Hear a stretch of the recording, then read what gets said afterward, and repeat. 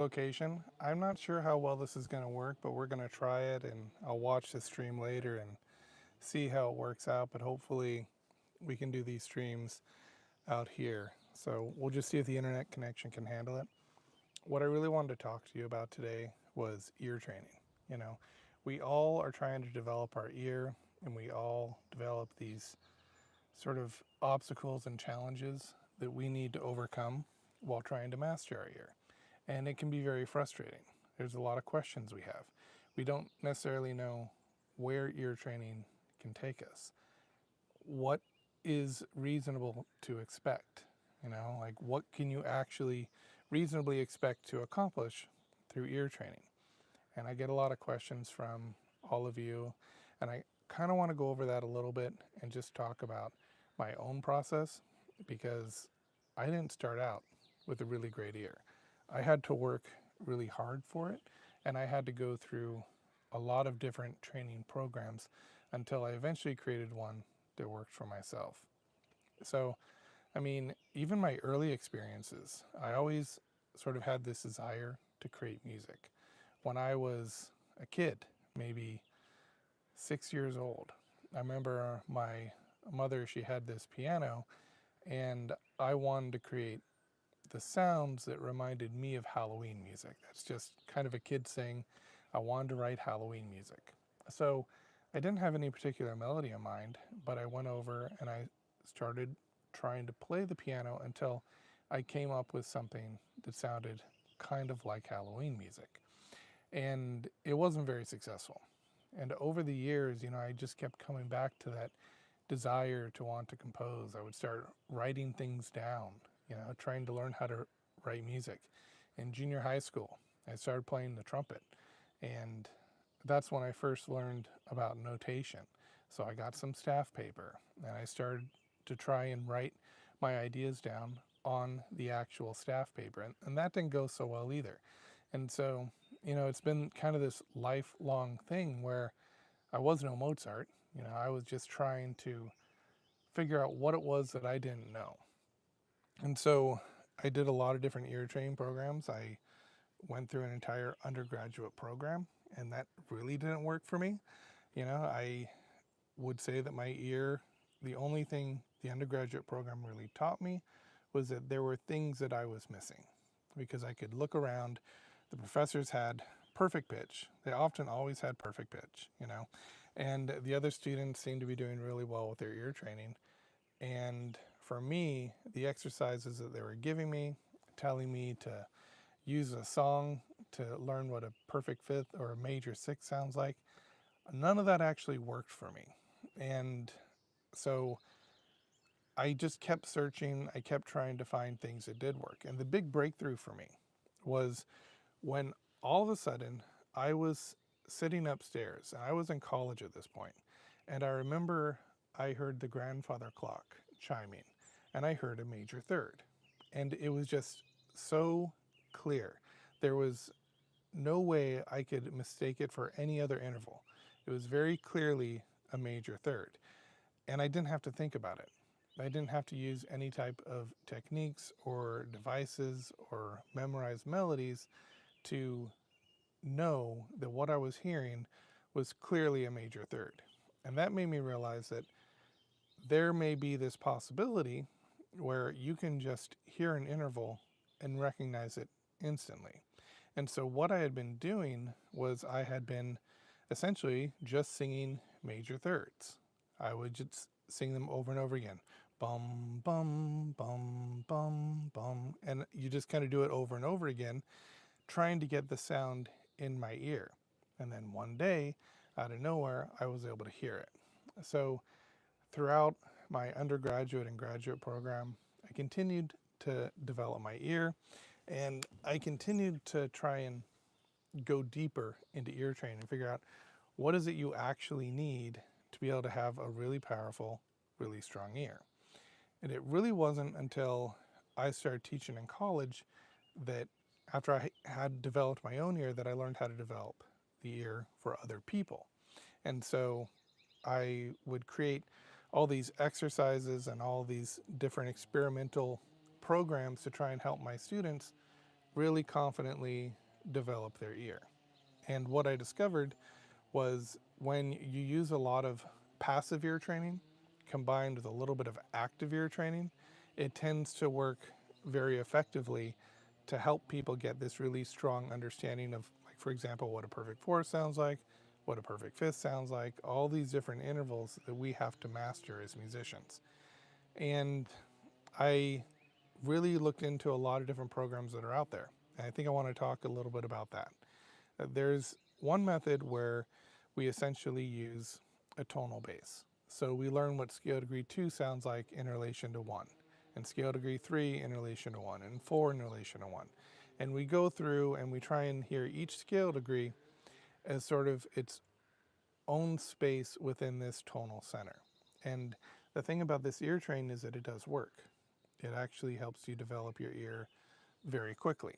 You will develop a very fast ability to sing a lot of music that's out there, but the moment you have to sing anything that's a little bit chromatic, or the moment that you have to start to modulate, you start to lose your sense of pitch. And so I believe that the best way to develop the ear is really through this solid approach to interval training, where you use intervals to build chords, to do dictations, and to hear progressions.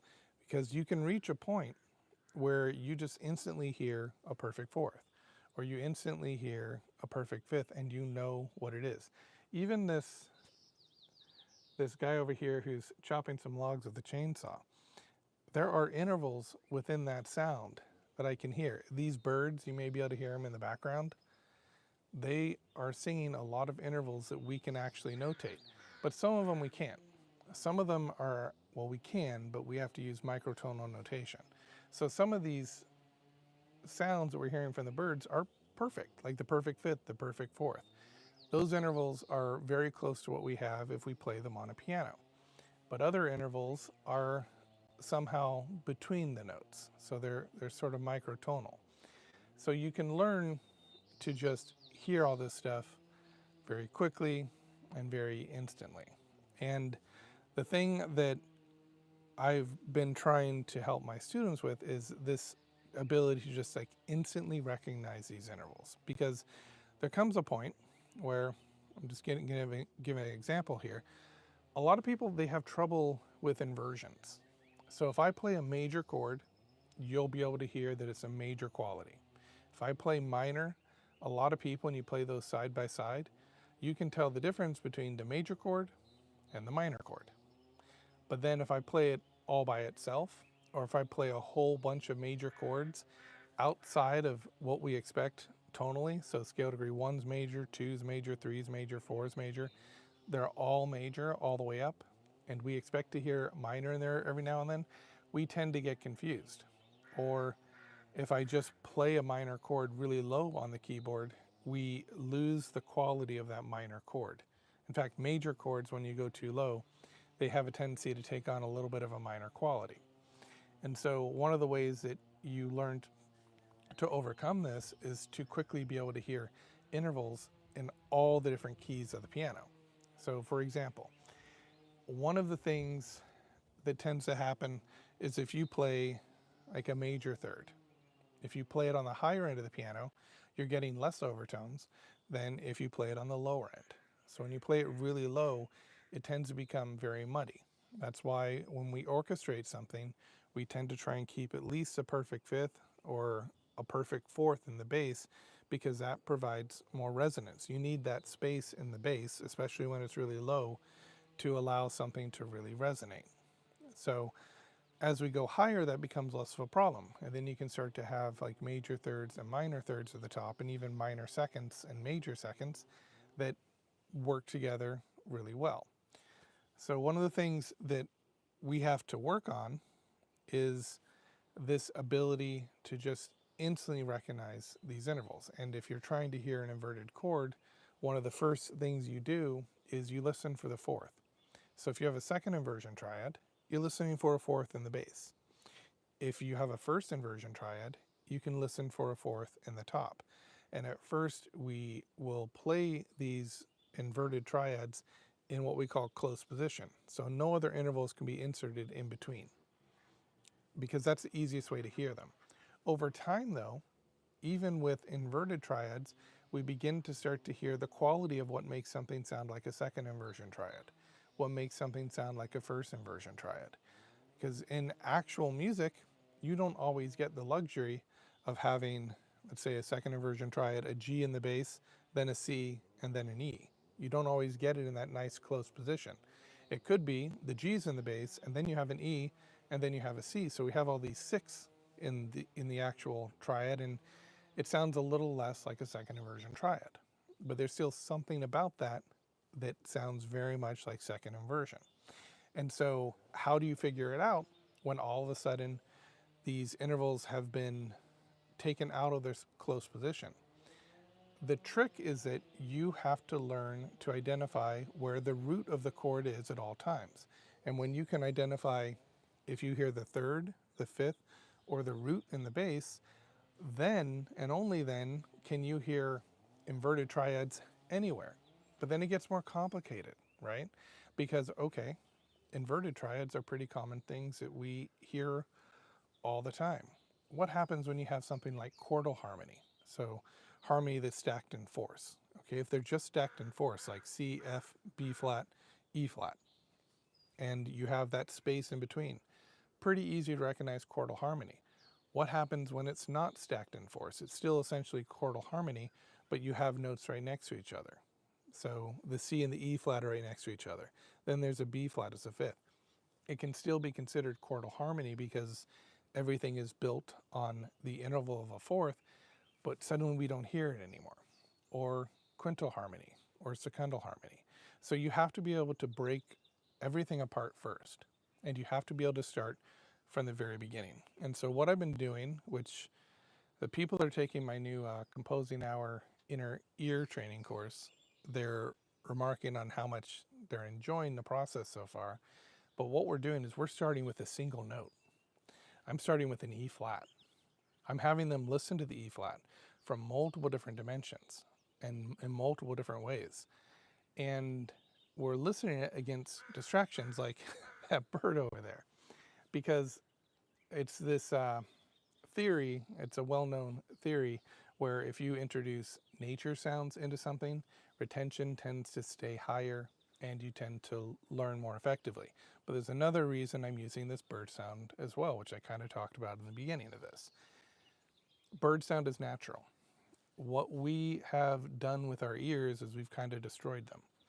We've reached a point where we've listened to so much compressed music.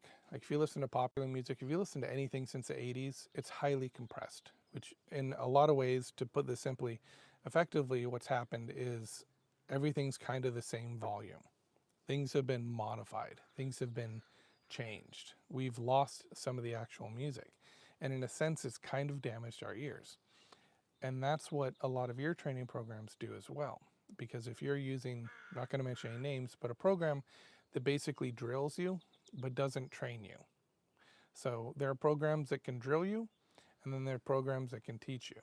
If you use a program that simply drills you, then what ends up happening is you're not actually learning how to hear these intervals in different contexts. You're just being drilled. You're not learning to hear the way a perfect fifth sounds like in different contexts. And so that's a really important thing for ear training.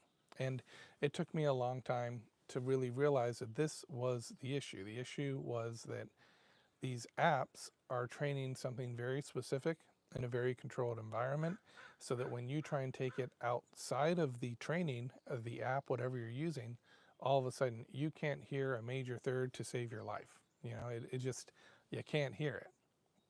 And so that's where these more advanced ear training courses that are available here, you can watch them for free for, you know, the most part. That's where they help you to really uncover the difficulties in ear training and to overcome them, because they train you in a set of key areas that allow you to hear the interval from all sides. And that's what we do in my Audiation course. We start with a single note. We really learn to hear it. We learn to hear how an E flat, what makes an E flat an E flat. This isn't perfect pitch training, but it's learning to listen to, as one student said, she was talking about how a former professor of hers called it listening to the flavors of the notes. And that's effectively what we're doing. We're trying to hear what makes E flat different than C. You can do this for yourself. Go play an E flat. Listen to it for a while. Spend a few minutes with it. Just really get into it. And then play a C. There's something subtle about the E flat that's different than the C. You can't describe it, and you shouldn't describe it. And it would be very difficult to describe. And even if you could describe it, putting a label on it won't allow you to identify it later. So if you can identify E flat and C next to each other, and you can say E flat sounds softer, C sounds clear, just as an example, that's not going to help you identify C later on, because it's such a subtle ability, this perfect pitch and just hearing these subtle differences between the notes, you'll lose it. And the only way to, the reason we do these exercises is not for perfect pitch. The reason we dive deep into these notes is not to develop the ability to just know a C when you hear it. It's to train your ear to start listening more carefully and to teach the ear instead of drilling the ear. That's the difference between apps and courses where somebody actually guides you through ear training. The goal is to teach you to hear the many different sides of the perfect fifth, the perfect fourth, the major third, the minor third. And when you can do that, you're less likely to make a mistake out in the wild when you're listening to music, when you're just out there and trying to hear what's going on in a song. And so, in my opinion, it would take somebody, if they studied daily for about 20 to 45 minutes, it'd probably take 2 or 3 years to really have a very strong ear. If you don't have that much time, or you have a more stubborn ear, then I think you have to do some additional rudimentary things, which can extend things by about a year. But no matter where you're at, as long as you just keep approaching this daily, you should be able to develop that ability to hear things in a very powerful way. So there are some persistent roadblocks that occur with ear training. Typically what happens, and I've sort of mentioned this a little bit today, but typically what happens is you get really good at identifying intervals within a controlled environment. And by that I mean it's an app, it's using a MIDI sound, maybe it's using a sampled sound, but it is presenting you that note in the same exact way, with the same exact articulation, at the same dynamic, with the same rhythm, every single time. And so if you manage to come across an interval played that way in the real world, you will probably be able to identify it. But the 99.9% of chances where you're not going to hear it that way, where there's going to be a little noise in the background, where there's going to be a little distortion in the music, where you're in a concert playing the violin or whatever instrument you play. I've got people that play everything, but you're in a concert and somebody's turning their pages or tapping their foot or making some noise that maybe you hear but the audience can't hear. The moment you have those distractions, all of a sudden you're not in that pristine environment and you will lose it a little bit. So it's important that we train the ear to be very robust. And here's the thing about ear training. Here's the roadblock that people don't get past. A lot of times, like in the first 3 units of my course, we focus on the fourth and the fifth in many different ways. There's a lot of lessons on the fourth and the fifth. And the reason for that is because you have to firmly understand what a fourth and fifth sounds like before we add the major and minor thirds. Now, what happens is you will probably, by the end of unit 3, start to think, as delivery or something, you'll start to think, hey, I know how to hear a perfect fourth and fifth. I hear it every single time, okay? But then the moment that you add another interval, you suddenly lose the fourth or the fifth. Another thing you might notice is most of us, when we're kids, when we're younger, we can easily identify an octave. But as you start doing ear training, you lose the ability to identify the octave. And that's because you're being presented with more information. As you start to learn the other intervals, you start to lose what that octave sounds like. And so what I'm getting at here is the pieces don't start coming together until you have learned every interval thoroughly. Once you've learned every interval very thoroughly, and this can take anywhere from, I mean, if you're really fast, you could do it in 6 months if you use kind of like a escalated program.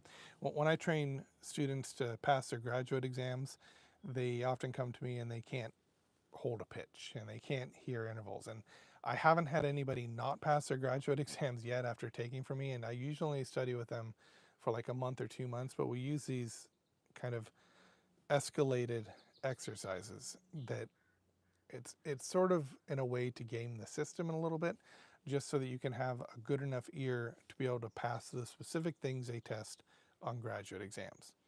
But that's kind of an isolated thing, and that's only to simply develop an ear quickly when you've already had a lot of ear training, like you've already done an undergraduate program, so you've already had 2 years.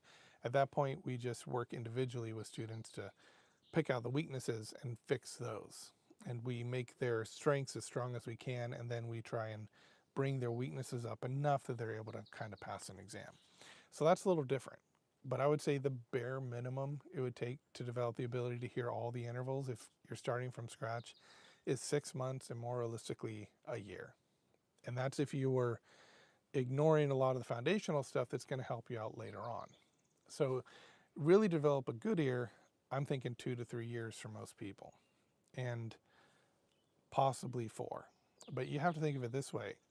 You never stop ear training. I mean, depending on how much sleep I've had or what I've had to eat or how tired I am, my ear can be at different levels. I can have a really good ear one day, and other days I can't hear as much.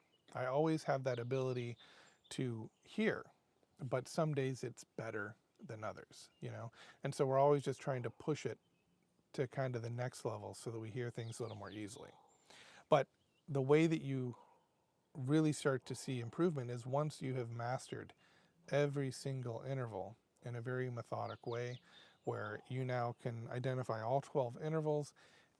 Then all of a sudden it becomes pretty easy to identify compound intervals, and then you can really start to hear chord progressions, the way things are moving in music, and everything else that makes for a really strong ear. So for today, I'm going to leave it at this, and we're going to continue this next week. But what I wanted to tell you is we're going to do Wednesdays, every Wednesday at 1 o'clock.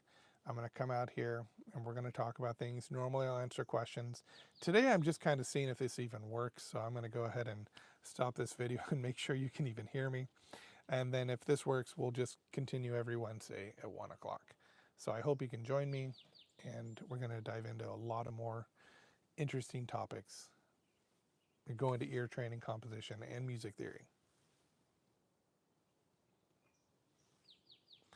You can kind of take a look here. It's very nice here.